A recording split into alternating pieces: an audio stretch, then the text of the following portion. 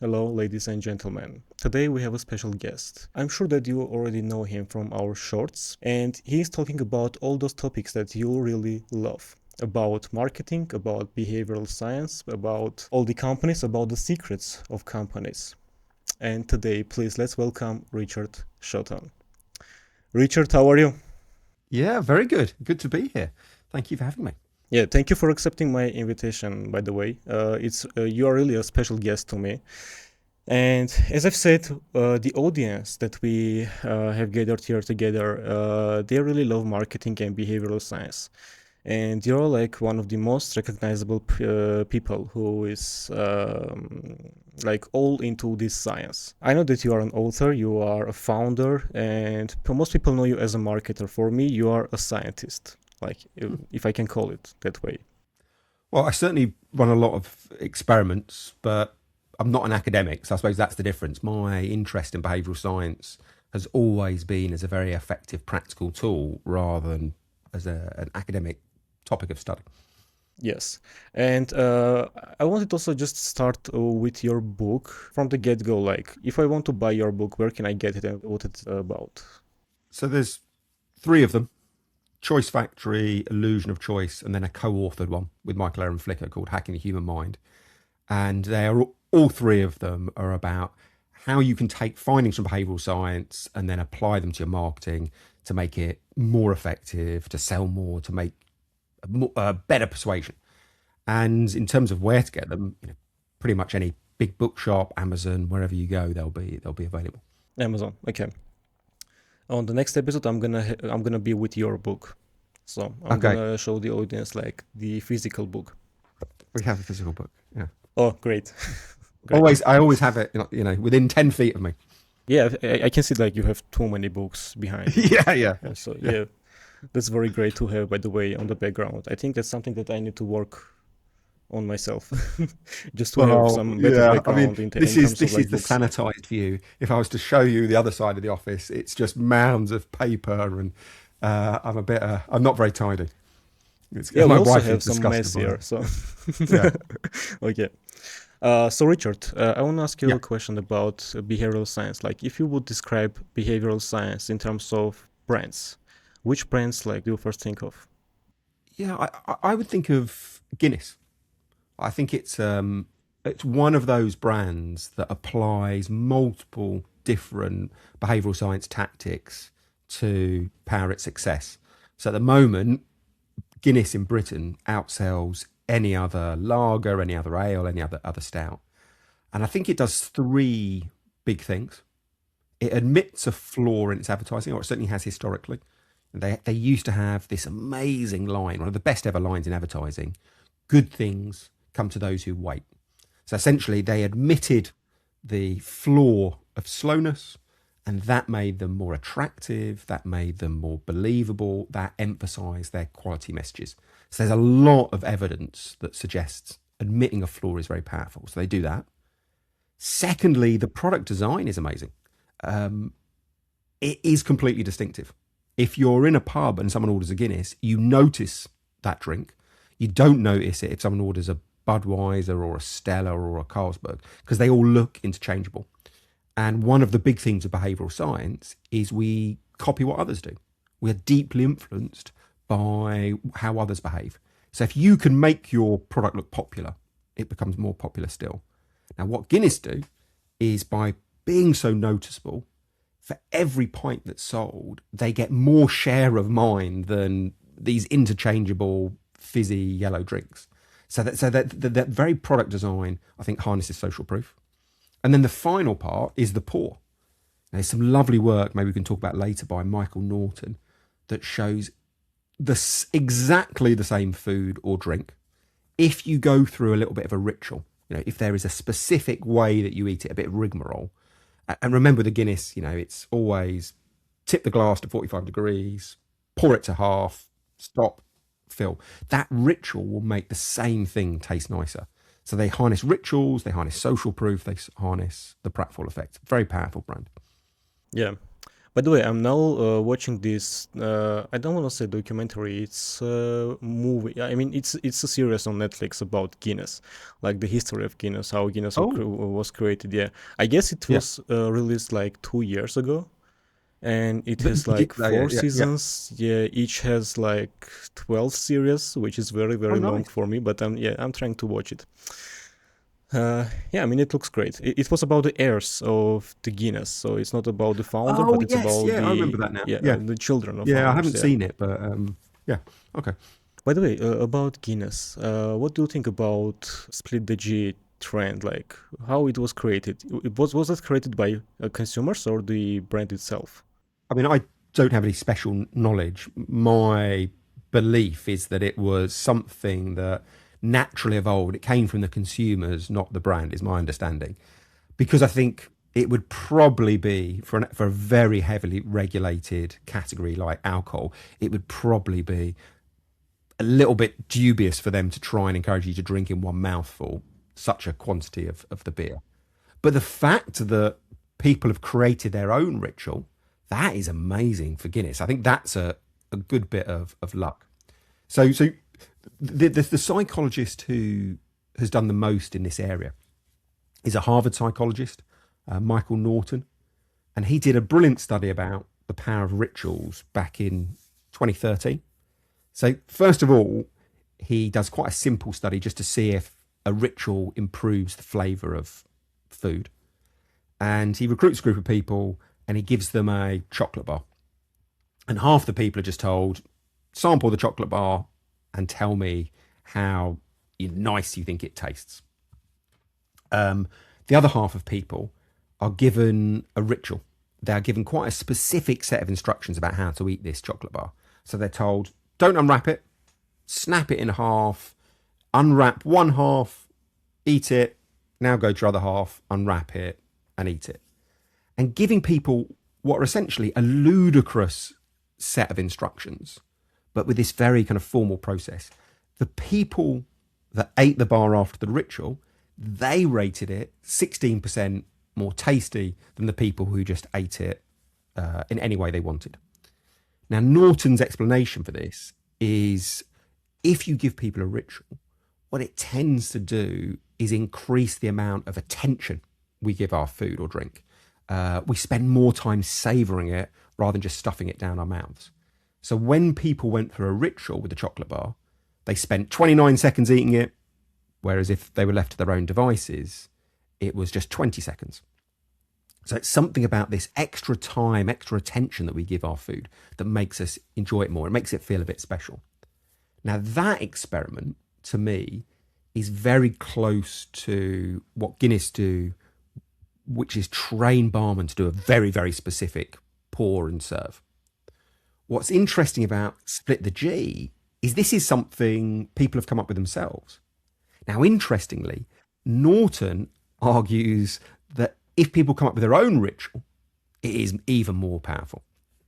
So, in the same paper, again, this 2013 paper, he gets people to sample lemonade, and it's lemonade that is made with a powder. And everyone is given exactly the same instructions. And it's all very specific again, tear open the pack, put half in, stir it with an inch of water, very specific instructions. The difference is sometimes the lemonade is made by the drinker, other times the lemonade is made by another person for the drinker. So everyone has the same ritual, but some do it themselves, some watch it. And what Norton found is the people that took part in the ritual themselves, they rated the lemonade 21% better than the people who just watched the ritual occurring. So I think there is power in a ritualized serve for the beer, but it becomes even more stronger when people create their own rituals and ways of doing things. Oh, yeah, I guess rituals is something that every brand would just dream of achieving at some point in their history. And I guess now Guinness has. I mean, we have covered about two rituals, right? So about split the G and about the waiting time of pouring Guinness. So when people just wait for Guinness more than usual, Instead of getting angry or getting uh, just bored, they just feel it like the Guinness tastes much better for them because they waited for it. Yeah, I think there's two bits here. There's firstly the research around rituals by Michael Norton again, exactly the same paper. So this paper he does in 2013 has three different experiments. The third experiment is all about if you have a three-step ritual and there is a delay in that ritual, and I think he did it with eating carrots. It was again a really bizarre, purposely ridiculous set of rituals, but he found the delay added to the impact. So there's something about building this sense of anticipation. Maybe it recategorizes a product as being special rather than mundane. But the brilliant thing, and I think this is the absolutely brilliant thing that Guinness did historically, and the line was written by Walter Campbell back in 1997, 1998, was when they drew attention to the delay in all their advertising. So they came up with this amazing line, good things come to those who wait. And a psychologist would say that is applying the pratfall effect. So if you admit there is a flaw in your product, and arguably a delay from the drinker's perspective could be framed as a flaw, if you admit there is a flaw, you as a brand or you as a person become more appealing. So there's an absolutely amazing set of studies, really old studies, from Elliot Aronson at Harvard. So back in 1966, he runs this classic experiment. He recruits a colleague and he gets the colleague to take part in a quiz. But unbeknownst to all the other participants, the contestant has been given all the answers beforehand. So this guy gets 92% of the questions right, wins the quiz by miles, looks like an absolute genius, wins far, far better than anyone else. But as the quiz is coming to a close, he makes what an American in the 1960s would have called a pratfall, what you and I might call a blunder. So the contestant spills a cup of coffee down himself. Now, Aronson has recorded this entire incident. He then takes that recording and he plays it to listeners. But sometimes he plays the entire incident. Sometimes listeners just hear an edited version where they hear the amazing quiz performance, they don't hear the spillage. Aronson then questions everyone as to how appealing the contestant is. And the headline finding is that people, the group who heard the spillage as well as the great performance, they rate the contestant 45% better than the group that just heard the amazing quiz performance. So according to Aronson, we prefer people or products that admit to or exhibit a flaw. And that became known as the pratfall effect.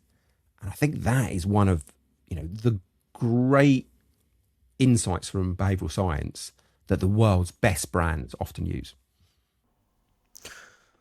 Okay, and what about what's magical about Red Bull? Like, especially in our channel, when people hear like behavioral science, they immediately think of Red Bull because the numerous videos that we had about Red Bull. So, what's there about it? So there's a couple of things with Red Bull. They apply an idea called price relativity, and then also they were unashamedly bad tasting when they launched, both of which I think have contributed to their success. So the first one is this idea of price relativity. And essentially what this means is that when people are weighing up what a fair amount to pay for a product is, what people don't do is think about the benefit they're going to get from the product and then convert it into a willingness to pay. Because that would be a very, very complicated challenge. If you tried to have this universal yardstick by which you were prepared to pay like £1 per unit of happiness, it would be very, very complicated to do. So what people do instead is when they have a new product in front of them, they quickly think of a mental comparison set. They think to themselves, what products have I had that are quite similar? And if the new product is more, it's bad value. If the new product is less, it's good value. Now, that isn't speculation. When I was writing Hacking the Human Mind, Michael Aaron and I ran an experiment to test this. So we got 404 people, split them into two groups, and half the people we showed a tub of Ben and Jerry's ice cream for $3.99, and we compared it to a Walmart tub of the same size for $1.99. And we said to people, how good value is Ben and Jerry's? And 27% of people thought it was good value, 27%. Next group of people, this is completely fresh. It's got to be a different group of people. We showed them the same tub of Ben and Jerry's ice cream, $3.99. But this time the comparison was Halo Top, which cost $4.99. And we asked people, how good value is Ben and Jerry's? And the number jumps by more than 50%. So it goes up to 41% of people thinking this product is good value. That's a 52% improvement. Now remember, both groups are being asked their opinion on the same product, same weight, same price. But whether or not they think it's any good value or not massively varies. So the argument here is what brands need to do is change their mental comparison set. And if you can change who you're compared to, you can get people to pay far, far more than they normally would. Now, if you think about Red Bull, think about when they launched. I can't really know, this is 20 years ago, so I can't remember the exact numbers, but let's say they were £1 a can. At the time, you could buy 330 millilitres, that's the standard size in Britain. You could buy a can of Coke for probably 50 pence. Now, how do you persuade someone to pay twice as much for a new drink? Well, paradoxically, what Red Bull did is they shrank their can. They made it noticeably different from Red Bull. From Coca-Cola. Coca-Cola serving 330ml squat, low fat cans. Red Bull is in 250 or 275 mils, and it's a thin, tall, cylindrical can. And because it looks so different, what it does is create a sense that it's a different category. And suddenly, the willingness to pay for a Red Bull is not tethered to what people are going to pay for Coke. Like, if they'd served in exactly the same receptacles, people would have thought, well, maybe it's worth paying a bit more. Red Bull's got this functionality. But they would have started at 50 pence as their benchmark. They might have adjusted up 5 or 10 or 20 pence more, but they certainly wouldn't pay double. But by making it smaller, by making it a different category, you allow your price and your willingness to pay to run completely free. So that, I think, was one of the absolutely brilliant things that Red Bull did. It's very counterintuitive, but in retrospect, it paid off. Well, I mean, you mentioned, we discussed like two things they did. The other thing they did was they didn't mask what is a pretty horrible taste. I think most people, if they're being honest, would say, Coca-Cola, it's enjoyable, it tastes really nice. Red Bull, you do wince slightly when you taste it. But for a functional drink, and Red Bull's original purpose was very much about, dancing all night, keeping you going through revision, being able to drive for a long time. It is a functional drink. And paradoxically, we assume something is better at that function if it tastes bad. So there's a lovely study, and it looks at this slightly differently. So, but it shows, I think, the broad idea. There's a lovely study from Raghunathan. So he's I think it's the McCoon School of Business, University of Texas. I think that's where he is. And he recruits this group of Americans, and none of them are particularly familiar with Indian food. That's crucial. He then serves them a big buffet. So there's naan breads, there's curries, there's rice, and crucially, he serves them a mango lassi. So this is an Indian yogurt drink. He asks people to rate the quality of every one of the items. Now, there's an element of subterfuge here. Raghunathan doesn't really care about the ratings for most of the foods. All he cares about is what people say about the mango lassi, because that's the focus of his experiment. Because sometimes he has said to the diners, it is an Indian health drink. Other times he said it's an unhealthy Indian drink. And what he finds is that the people who think it's unhealthy, they rate the drink 55% better than the people who think it's healthy. Now, Raghunathan's argument is essentially, we taste what we expect to taste. And if we think a mango lassi is healthy, we assume, well, healthy things tend to taste worse. There's this trade-off effect. If it tastes, if it's healthy, it probably tastes foul, and then we go and look for confirming evidence. So often with food and drink, there are these trade-offs. We don't believe products can be all things to all people. So paradoxically, if you have a foul-tasting product, I know, like Huel or Red Bull, because it tastes really bad, people assume, oh, well, it must be highly nutritious, or it must be really caffeinated. It must be brilliant at keeping us really well fueled. There's this trade-off mechanic that happens. Raghunathan showed if you stress health, you sacrifice taste, but the same thing happens in reverse. If you have an awful taste, people are going to believe it's better for you. That's very interesting. By the way, when you said about Red Bull, like removing themselves from the category of Coke and all these other soft drinks, it also reminded me about one of the other cases that you also like to talk about. I'm talking about the Liquid Death, Oh the yeah, water yeah, yeah, company, which looks yeah. like, I don't know, something dangerous and toxic, Yes. actually, yeah, but it's just the water. Yeah, can you please talk about more about Liquid Death and why did they decide to appear as something like an energy drink? Yeah, it's a fascinating brand. So Mike Cesario founded this product, and I think he had two really interesting insights. The first of which is, if you are a small player, when they were launching, they were up against these giant global brands like Volvic and Perrier and Evian.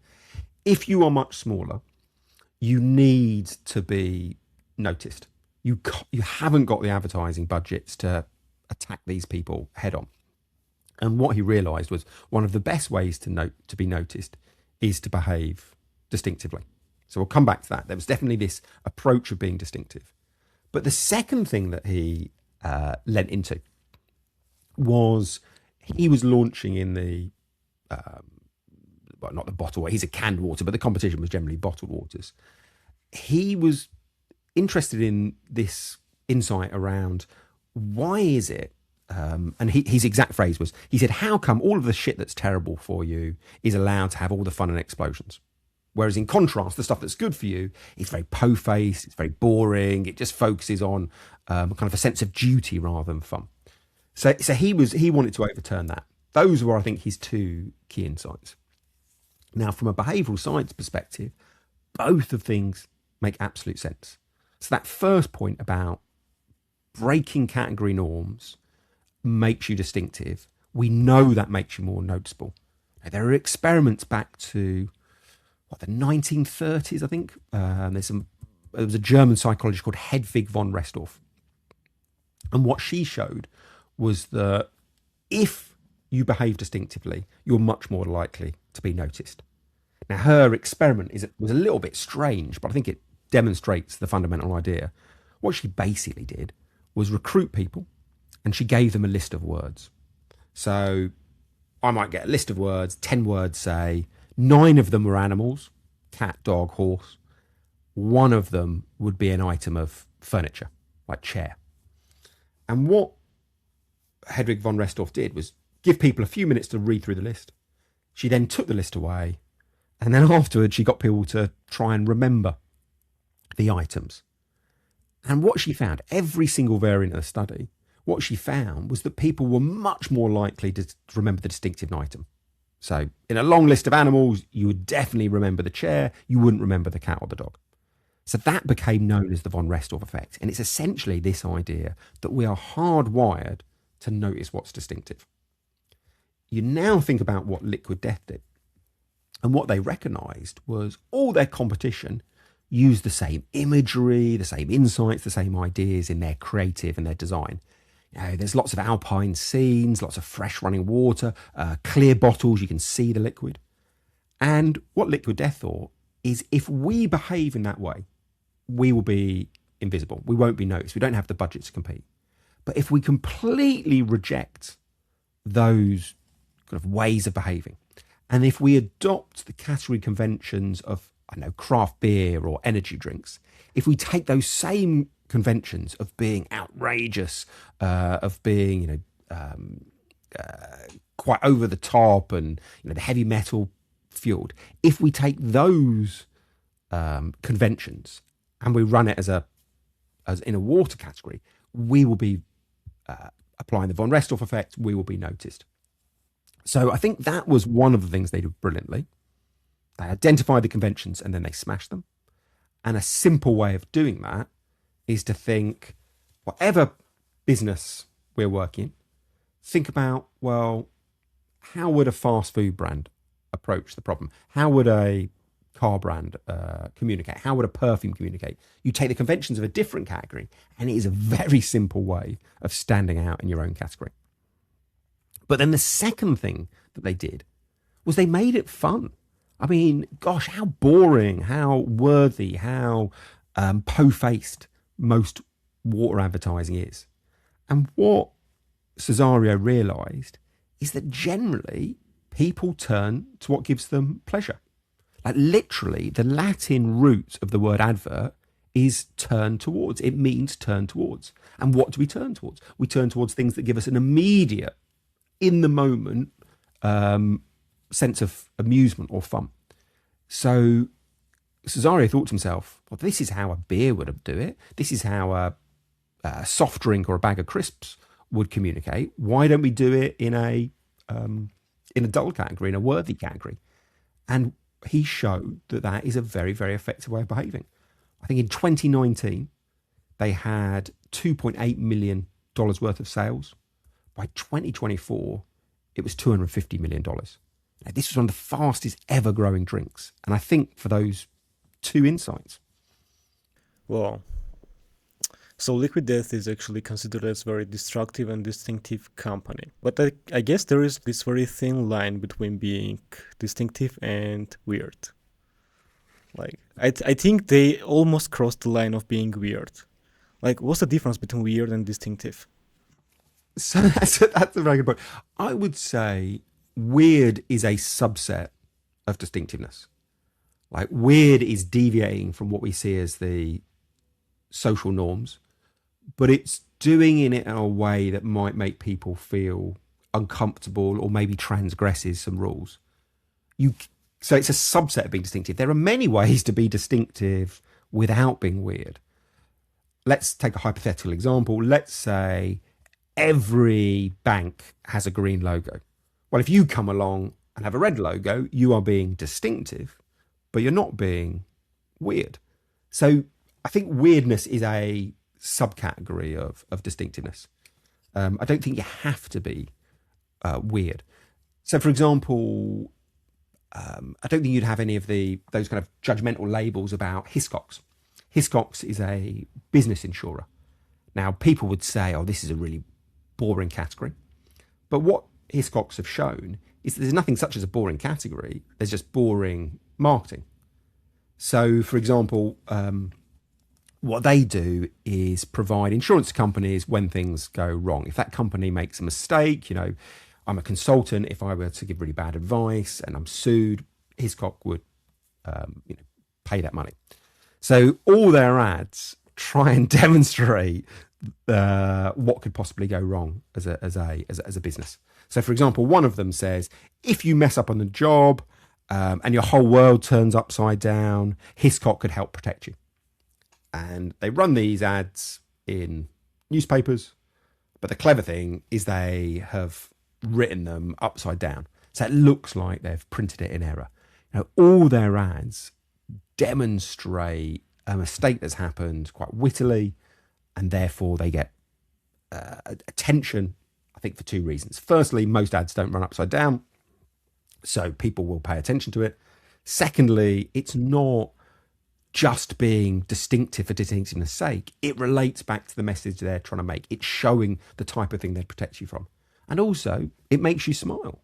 So next time there's an ad from Hiscox, you'll actually turn towards it rather than most ad we turn away from. There's an amazing British writer called G.K. Chesterton, and he said, humour gets under the door while seriousness is still fumbling at the handle. Humour is like a Trojan horse. If you have a serious message, if you wrap it up in humour, your audience will engage with it, they'll imbibe it, and at the same time as laughing with you, they will take in the key messages that you want. That's how more advertisers should behave.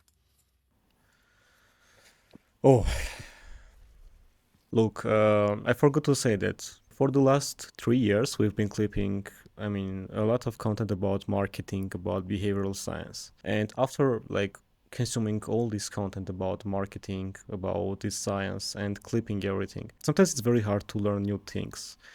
But this podcast actually is something very explosive for me and for my mind actually. So after like clipping all these cases, now I'm learning things that I've never heard of. Yeah. That's great. And the good thing is, there are thousands upon thousands of psychologists and behavioral science across the world. They're constantly running experiments. I mean, there are so many studies. You could spend a lifetime reading about these studies and still have much more to learn. Like, I only reasonably recently came across Michael Norton's work about rituals. I'd had this kind of vague feeling that, giving people a slightly complicated set of instructions, giving a bit of rigmarole around a purchase might make it more enjoyable, but I had no evidence for it. I couldn't quantify it. I didn't know if it was worth investing time and effort. But yeah, that study, even though it was, I think 13 years ago it was done. I only came across it last couple of weeks. Great. Look, I remember we talked about like Split the G, the trend that was created by customers.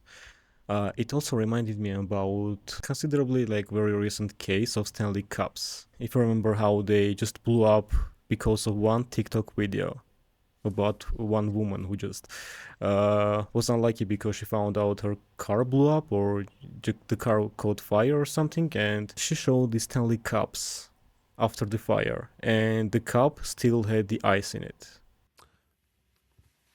Oh, okay. So I didn't know about that TikTok, but I think that is really interesting for kind of two reasons. Like, firstly, there's the power of concreteness. Now, her demonstration, my car's on fire, but there's still ice in my cup, is a very visualizable image of the power of a Stanley Cup. You're not just saying, keeps things colder for 3 weeks. By having this image, it's much more like to stick in people's minds. I think that's super interesting. And a lot of brands have applied that principle of concreteness. But the other thing with Stanley Cup that I think is super interesting is it probably shows you there is an element of randomness to what becomes viral, but you can stack the odds in your favour. So in terms of that randomness part, there's a brilliant book by Derek Thompson called Hitmakers. And what he talks about is the single Rock Around the Clock. So Bill Haley single.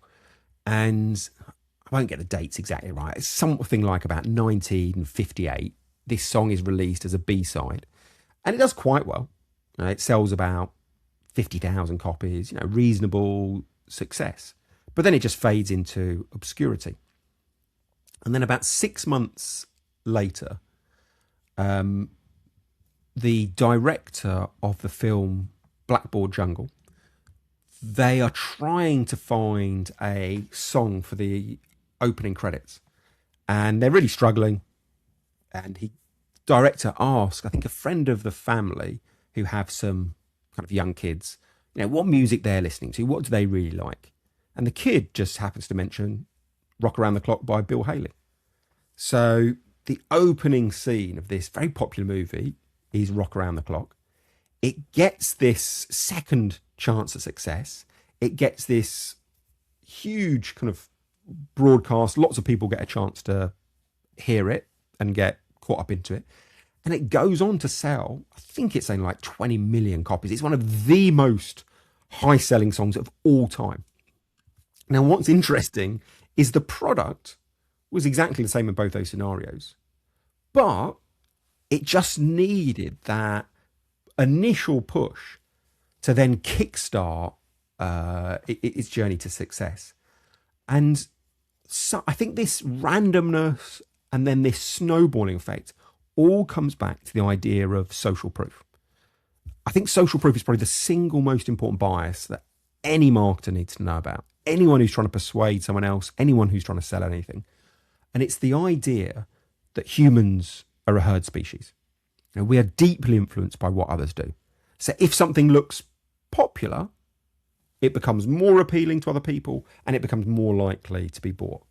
So what happened with Rock Around the Clock is you get this little random event. They are very luckily chosen for a film. That gives them a boost in popularity. And then because they're now popular, other people think, oh, well, I should give that a listen. I hear everyone else likes it. And that sets in train this virtuous circle and it just feeds on itself and it becomes this massive hit. Now you go back to your example of Stanley Cup and that viral video is the example. That's like being picked for the film credits. That's the random bit of good luck that gives you a chance for success. Why Stanley Cup takes off in that circumstance rather than another brand is partly, of course, it's good product fundamentals. But the other thing is it's very noticeable and distinctive. Now, imagine Stanley Cup didn't have that immediately visible design. If it just looked like any other kind of cup or beaker, well, the initial uptick in popularity would have been hidden away. But because it's so distinctive, because the purchase is easily visible, well, then it can harness social proof and it becomes this virtuous circle. So I think there's lots of different angles on that Stanley Cup example. Some of it's about serendipity and luck, but then some of it is if you have a product, you need to make sure that usership of that product, purchasing of that product is noticeable, public and visible. And that is something Stanley Cup did. And it's something an awful lot of brands forget about. Yeah, that's something very really like extraordinary case for me because usually when some brand is just blowing up because of one TikTok video, it usually like lasts for only a couple of weeks when the trend dies. But with Stanley Cups, I guess that video was shot in 2022, like almost 4 years ago, and Stanley Cups is still like doing very well in terms of numbers, of course. Yeah, it can be a trend can be a curse because I've been talking about social proof, which is this idea that we want what other people have, that we want, if something appears popular, it becomes more desirable. But there's a specific example of social proof called dynamic social proof. And it's the idea that even a very infrequently purchased product, a small brand, if there is a sense of momentum, it harnesses social proof. So that there's a famous study from Sparkman and Walton. It was done in 2017. I think they're both at Stanford.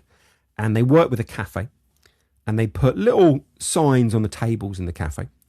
And the control message says 3 out of 10 Americans are trying to limit their meat consumption. So they just state very clearly, very simply, 30% of Americans eat meat-free diet. And when they put that message up, 17% of the diners order a meat-free dish. Other occasions, they put up a similar sign. So it's still talking about 3 out of 10, but it emphasizes that small number is growing. So it says something on the lines of, in the last few years, more and more Americans are trying to eat meat-free. Now 3 out of 10 do so. So they're emphasizing that number's growing.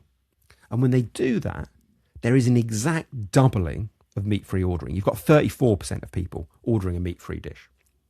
So their argument is a small brand can harness social proof if they can honestly draw people's attention to the growth, the dynamism, the momentum in their numbers. Now, that's brilliant at the beginning of a trend, because even if only a few thousand people have Stanley Cups, if it feels like that number's growing, what people naturally do is just continue the dotted line out in their mind from the graph of growth, and they imagine it will become big. But the problem you have is that once you get that kind of slowing of purchasing and people notice it's declining, then dynamic social proof is working against you. And I think this idea of momentum being self-feeding is why you get big spikes and then very, very often you get big collapses. Now, I remember Prime, that drink exploded everywhere. People were paying ridiculous amounts of money. But once there's a sense that fewer and fewer people are drinking of it, then social proof can absolutely destroy a brand. Yeah, I remember the Prime and how it really collapsed like in front of my eyes because I remember I bought Prime bottle for like $20 per bottle. Yeah. Here, like yeah, I guess it was like 4 years ago, 4 years ago maybe. And I was first surprised that some product that was created by a YouTuber and now it's in my country. And because I like YouTube and everything that's about YouTubers, I just decided that I'm gonna buy it no matter how much it costs. And then I see it's like $20. I still kept the bottle, by the way. Now it Yeah. sells for like $2 or 1.5. I don't know. Yeah, the collapse was very hard. Yeah. And the people behind that have probably earned a very large amount of money. So on one hand, they have done very well.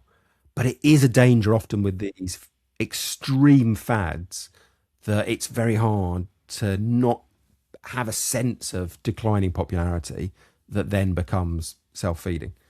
So, some of this goes back to the product strengths. If people try it and, they don't like it, all these psychological tricks, they can help you, but at the heart of it, you do need a really powerful product as well. Do you think it's because of those personal brands? Like, is it very dangerous for your product to attach it to a personal brand? Yes, I think it can be because you are hostage to fortune, especially if it's not you yourself and you are um, tying your fortunes to a celebrity or a third party.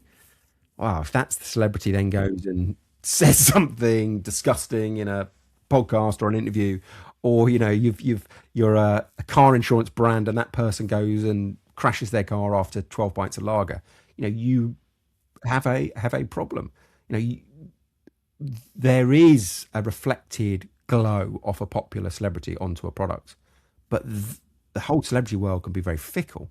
And if that celebrity's positive glow turns to a negative one, it will reflect in your brand as well. So you essentially are becoming a hostage to fortune. Yeah, yeah, I remember those days because it's another thing to have ambassadors for your brand, but when the whole brand is those celebrities, it's very dangerous. Because I remember that when you see the charts of their sales, like every time something controversial happens with Logan Paul or KSI, the sales just drop significantly. I mean, everything is just too symmetrical. Everything just were equal to what they say on social media. But moving on Prime, I want to talk about one of my favorite brands, which is Starbucks. Mm, So brilliant they brand. are in the yeah, a similar category, and I want to talk specifically about this pumpkin spice latte, which is by the way a very Yeah. successful product in Starbucks. But as you said, they are famously not selling the whole year, although they could. Yeah, so it's a fascinating brand. I think in the first 10 years of launching, they sold 200 million pumpkin spice lattes. So it's a phenomenal success. But then I'm sure many accountants in the business were saying, well, look, if we can sell this many pumpkin spice lattes in 3 months, why don't we sell it for all 12 months? But it would be a big mistake, I think, to run it all year. So there are two strengths to being limited in time. The first is the product becomes more desirable. But then maybe what's really interesting and less well known is that if you limit how long it's available for, you stop what's known as habituation. So this time limit creates desire, but it also then maintains that desire. So in terms of creating desire, there's a classic study done back in 1975 by Stephen Wirtschall at the University of Virginia. And it's a very simple study. He recruits a group of people, he splits them into two groups, and they are all served cookies, and everyone has to rate how much they like the cookies. Now, sometimes for half the people, Wirtschall comes into the room with a glass jar, and that glass jar is full to the brim with cookies. They're spilling out of the top. I think there's 10 cookies in there. Other occasions, the glass jar is almost empty and there's just two cookies. So, first group of people, there's an abundance of cookies. Second group, there's a scarce supply. And even though the cookies have come from the same batch, they've got the same amount of chocolate in them, they taste objectively absolutely the same, the people in the scarce supply, they rate it higher. They say it tastes nice, so they'll be prepared to pay more. The same thing becomes more appealing and more valuable if it is limited in terms of volume in this case, or in terms of time. I talked about G.K. Chesterton earlier. He actually has another saying which relates to scarcity. He says the way to love anything is to realise it might be lost, to remind ourselves that maybe our partner or our car or whatever item that we really love in our life, if that were to go, if we're no longer able to access it, it reminds us how wonderful that thing is. So there's a building of this desire through scarcity. But the much less well-known set of studies is into how, if you constantly allow people to have access to as much of a product as they want, you have this real danger of what's known as habituation. We become used to nice things.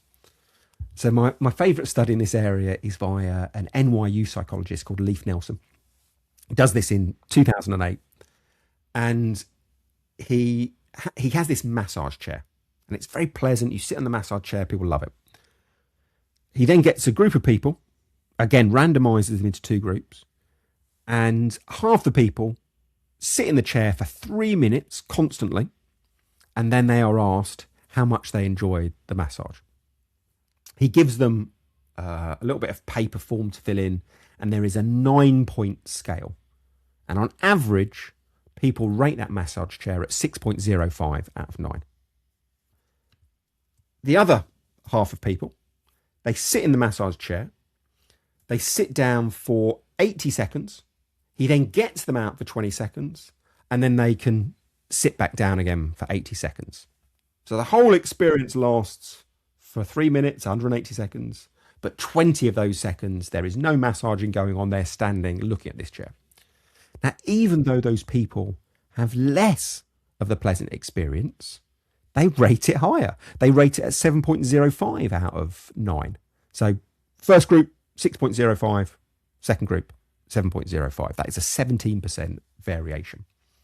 Now, Nelson's argument is one of the curses, the absolute curses of life, is that we start to take our good fortune for granted. We start to enjoy pleasant things less and less as we have them. We'll have all experienced this. The amazing joy you get when you have a pay rise. 3 months later, you're not excited about it any longer. The amazing joy that we get from a new purchase. Over time, we don't get the same benefits. And Nelson's argument is if you want to stop that process happening, you need to kind of remove it for a while. So what the genius of pumpkin spice latte is you make this product scarce. That increases original desire. And then by removing it repeatedly, you don't allow this a process of habituation to occur. So let's say, it's autumn, you have your first pumpkin spice latte, you absolutely love it. Second one, you love it. Third one, you really like it. Fourth one, you quite like it. They are then removed so that when they come back in a year's time, you're back up to absolutely bloody loving them again. It shows a wonderful long-term approach to selling. Don't try and maximize the pounds that you get today or this year. Think about the long term. And by sacrificing some sales today, you can actually make your product desirable forever. Wow. Okay, so that's about Starbucks. I wanted also to ask a question about another industry of fast food.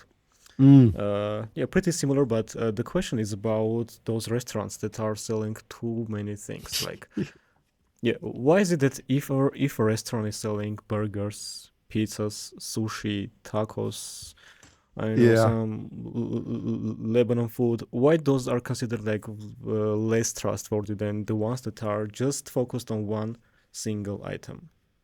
You're absolutely right. And I think that there's two things going on here.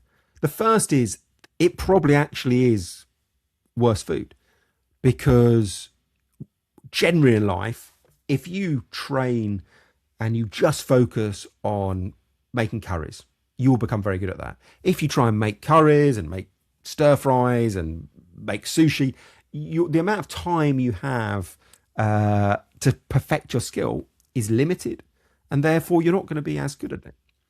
Now, often what happens with these behavioral biases is people in life notice a pattern. We are pattern making machines as humans. We notice that generalists don't perform as well as specialists. We notice that pattern, but then what happens is we apply that assumption even in situations where it's not relevant. So there's an amazing study that tried to unpick this, which was by Zhang and Fishback. So they're both at University of Chicago. They do this study in 2007. They recruit a group of people, and as with all these studies, they then randomize them into two subgroups. The first group of people get a paragraph of information about why tomatoes are really good for cancer prevention. They talk about all the kind of vitamins and constituent parts that make them amazing to protect from cancer. Second group, they get exactly the same paragraph of evidence about cancer, but they also get a second paragraph about why eating tomatoes is great for protecting your eyes from a degenerative disease. Now, that group are then asked, how good are tomatoes at preventing cancer? And what you see is this very clear pattern. The people that hear tomatoes are good for one thing, they believe that tomatoes are 12% more effective at preventing cancer than the group who hear those two reasons. Now, logically, that shouldn't happen. People have had the same evidence about cancer prevention, but by adding on a second claim, essentially we dilute the credibility of the first claim. Now, that finding, and I should stress Zhang and Fishback repeated this study with jogging, with caffeine consumption. They've done this study again and again. That study is relevant to anyone who's trying to sell something, anyone who's trying to market something. It is a really easy trap to fall into, which is to tell people that your product does lots and lots of different benefits. It provides all these amazing opportunities. But the insight from psychologists is each time you add on an extra reason to believe, you undermine the believability of your core rationale. So as salespeople, as marketers, we need to be much more single-minded about what we claim to do. Oh. Look, I would also love to talk about another industry, about tech products. Let's say Apple, which is, by the way, very famous for using behavioral science in all their products and services. And what I would specifically would like to talk about is the Apple Music. So as we remember, like they launched the Apple Music, and the very first line and the most famous line that they had is this 1000 songs in your pocket line. Essentially, like when you have Apple Music, now you have unlimited music. But why did they have to mention a specific number of songs? So that line, 1000 songs in your pocket, is absolutely brilliant. I think it's one of the great pieces of copy in modern marketing. And to understand how good it is, you've got to compare it with what everyone else was doing. Now, back when iPod launched, all of these MP3 players, iPod as well, they wanted to try and tell consumers that they had amazing capacity, amazing memory, amazing storage. What most brands did, like Philips, is they talked about the number of megabytes that they had. Now, the problem with talking about 256 megabytes is you cannot picture that in your mind. You can't picture 256. You can't picture a megabyte. In the words of psychologists, it's too abstract. But with 1000 songs in your pocket, a pocket is a thing. It's something you can visualize. And one of the core things of behavioral science is we are much more likely to remember things we can visualize over more intangible ideas. Now, the famous study that supports this is from 1972. It was run by Ian Begg at the University of Western Ontario.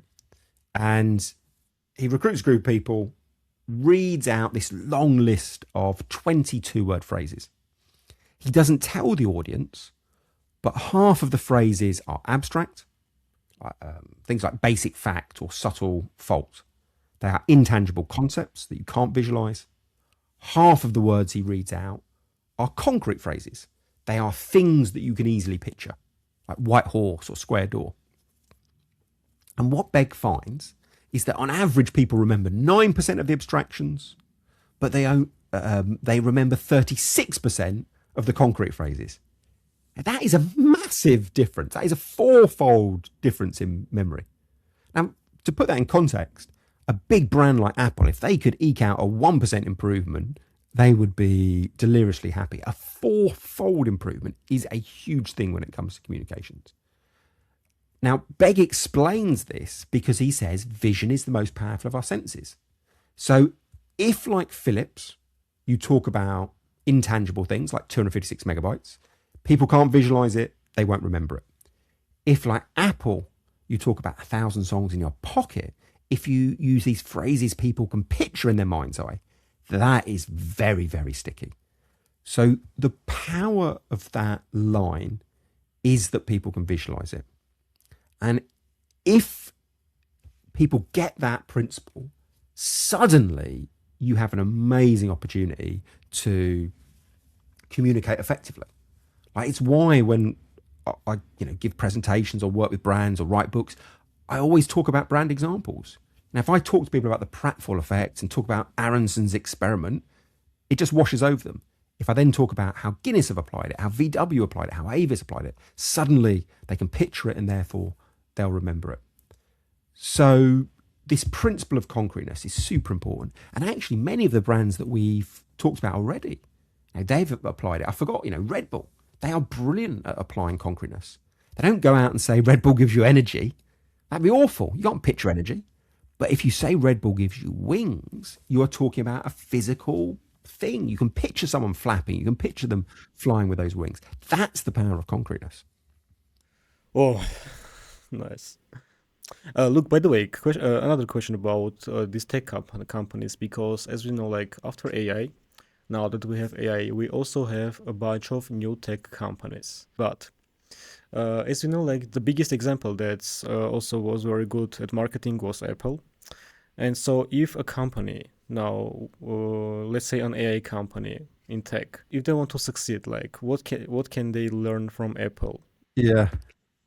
I think that there's a couple of things. Firstly, they could apply this principle of concreteness. My experience with a lot of companies is they go and tell their staff, you've got to use this AI system, you've got to use ChatGPT, you've got to use Claude. It will make you more productive. But productivity is an abstract idea. What they should say is, I don't know, you'll be able to write 500 words more this day, or you can send out 10 emails, not 5. You've got to be much more specific and concrete about the benefit. I think that's what I would directly learn from the songs in your pocket line. We don't remember the abstract, we remember the concrete. So that they could apply. But the second thing that Apple have been very good at doing is they apply something called the Maya principle. So this idea comes from a designer called Raymond Loewy. So he was massive in the 1950s. I think he came out with the Shell logo, Air Force One. I think that he designed the livery for that, the Greyhound buses. This guy was a brilliant industrial designer. And he had this famous phrase, which was Maya, and it stood for most advanced, yet acceptable. And his argument was people have competing desires. They have this really conflicted relationship with things that are new. We are both attracted to new. There's neophilia. New is exciting. There's opportunity. There's potential. But also there's neophobia. New is risky. New could harm us. You could kill us. So he says we have this really conflicted view about the novel and the new. So his argument is summed up brilliantly by Derek Thompson, the guy who wrote Hitmakers. Thompson says, if you have something familiar to sell, make it surprising. If you have something surprising to sell, you make it familiar. That is something that the iPhone applied brilliantly at launch. And when they were launching, this was a radical, new, surprising technology. So when they designed the interface, they tried to make it as familiar as possible. Now, if you look at the calculator from, I don't know, 2010 maybe, and you look at it now, in 2010, the buttons all looked like they were 3D. It looked like a physical calculator. Now it's very flat design. If you looked at the notes function, when it was originally launched, the font looked like handwriting. It looked like a pen was writing on it. It was a yellow legal notepad. You deleted a note and it left a tear page at the top. They tried to make these brand new functionalities very simple to understand by comparing them with real world alternatives. Like the delete icon, I think, was a waste paper basket. So they did everything they could to make this shocking new technology feel familiar. But 10 years later, once people were used to the iPhone, they didn't need to do that tactic called skeuomorphism any longer. Now the design became much more abstract, much more flat. So Apple were brilliant, not only at applying this behavioral science principle of Maya, optimal newness, as psychologists call it, they also realized when they could walk away from it. And actually, if you look at the history of invention, brilliant inventors have always done this.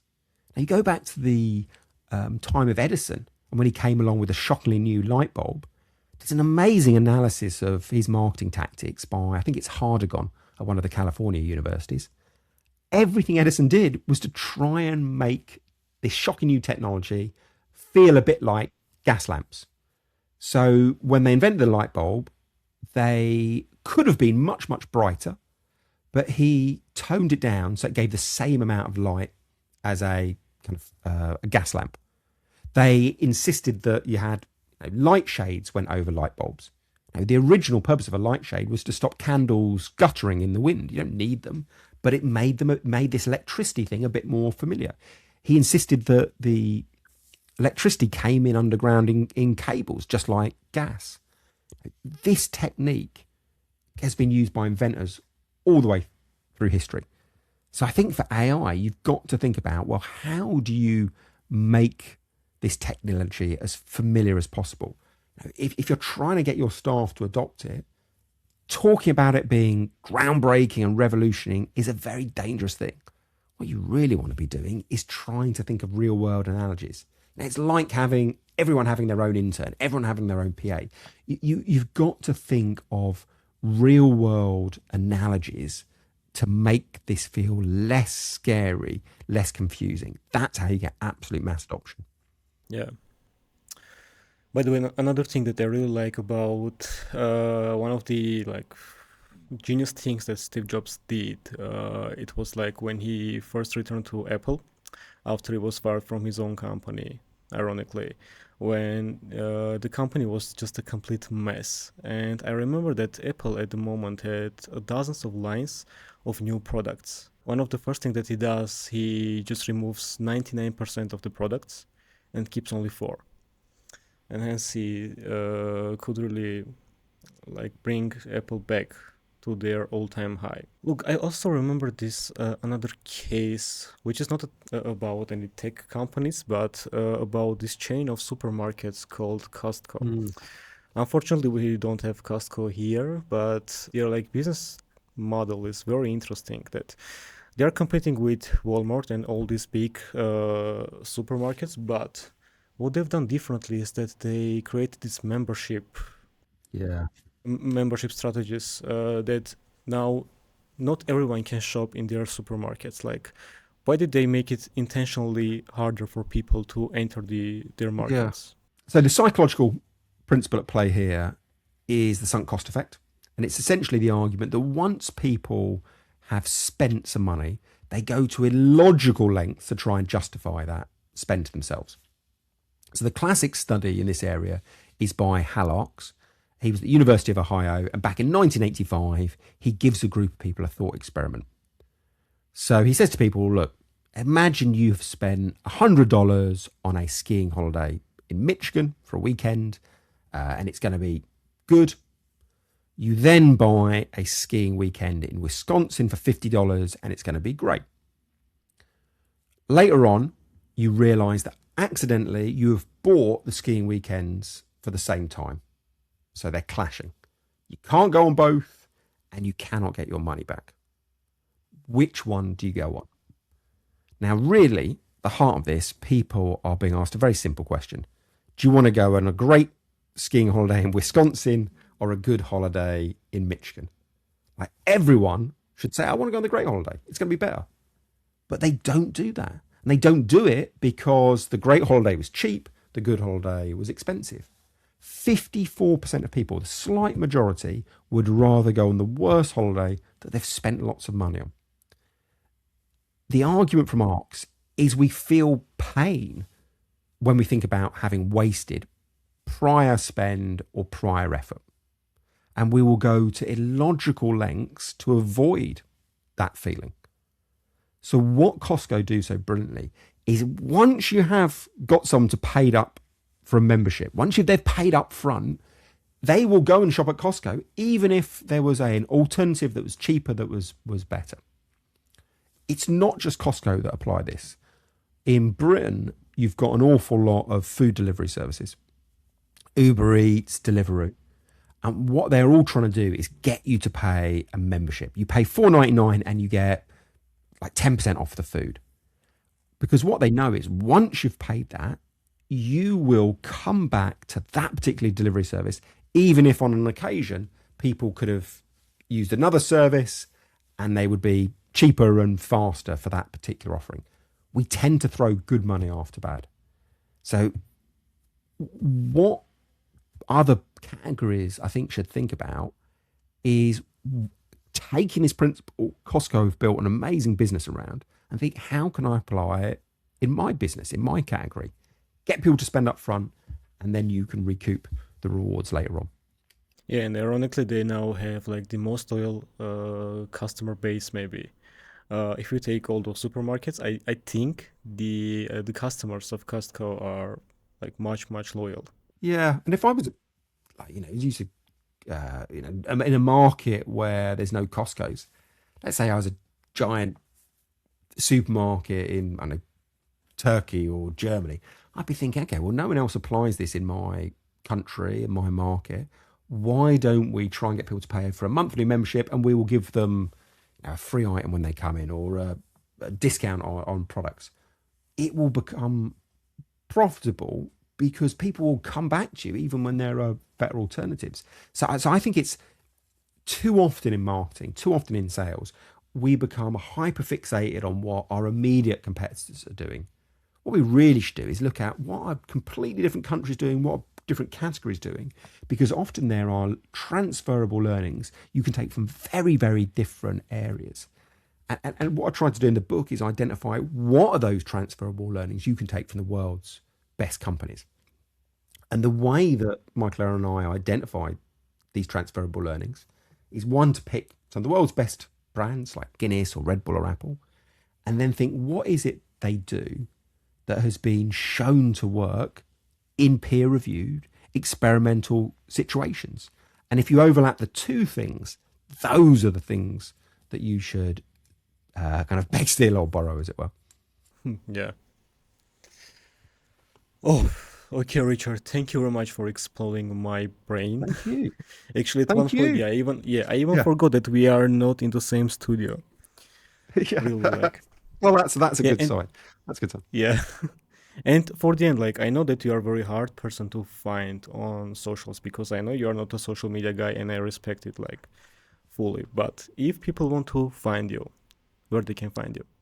Yeah, so I do use LinkedIn pretty regularly. So I try Yeah, and, you are big on LinkedIn, by the way. yeah, it's LinkedIn rather than YouTube or Instagram. So LinkedIn, every couple of days, I will post about an experiment. I'll give a quick synopsis of it. Here's the experiment, methodology, results, and then trying to say what people can do differently. So that's a very good place to find me. Or, Go and look at the books like Choice Factory, Illusion of Choice, Hacking the Human Mind. I've just tried to digest lots of academic studies and turn them into simple and practical insights that people can apply. Yeah, as I've said, I'm gonna have your book like in my background here Good man. for my Good next man. A little episode. bit of Yeah, advertising for for me. sure, I Yeah. promise. Yeah, I hope I can get that book like as fast as possible because it's gonna come from Amazon, I guess, from the US. But yeah, because we have a big audience from UK and they all know you, they all love you. I think it's gonna be a great addition to my background Brilliant. for sure. Brilliant. Thank you So very yeah, much. thank you very Lovely to much chat with for this podcast you. Yeah. again. Yeah, it was really a great honor to have you on my podcast. And Thank you yeah, very much. thank you again very Speak soon. much. Speak soon. Bye. Thank you.